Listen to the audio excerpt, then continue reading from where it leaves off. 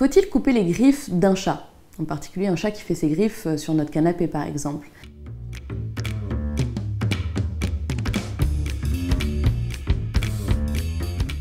Attention, est-ce que votre chat sort? Si oui, ne surtout pas lui couper les griffes. Pourquoi? Parce qu'elles servent au chat à se défendre. Donc s'il est attaqué par un autre chat, par un chien, il faut absolument qu'il ait ses défenses, donc ses griffes.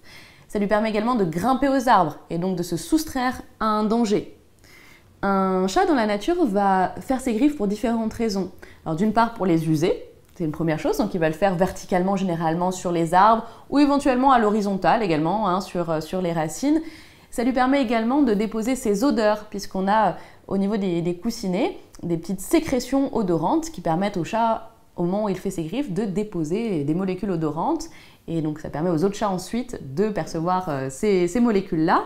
Et puis c'est l'occasion aussi, généralement quand il fait ses griffes, de s'étirer contre les supports, donc que ce soit un arbre ou sur différents supports qu'on trouve à l'extérieur. C'est un comportement tout à fait naturel qu'il va chercher à reproduire dans son environnement lorsqu'il est captif. Donc sur votre canapé, sur votre lit, tout ce qu'il a sous la main s'il n'a pas de support adapté proposé. Un chat qui ne sort pas, qui abîme vos meubles, etc.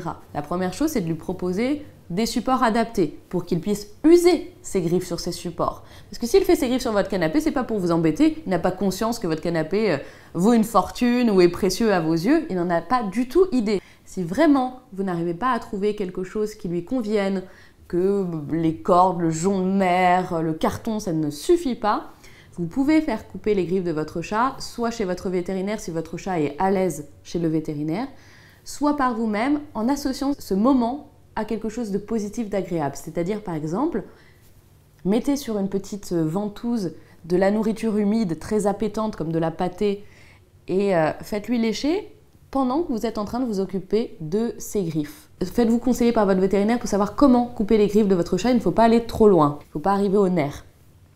Donc utilisez de la nourriture très appétante pour le distraire, c'est-à-dire pour accaparer son attention sur autre chose et là, essayez de lui couper les griffes. Si c'est un moment qui est vécu de manière stressante, voire traumatisante par votre chat, vous n'insistez pas, vous risquez de vous mettre en danger, qu'il vous morde ou qu'il vous griffe. Donc n'insistez pas.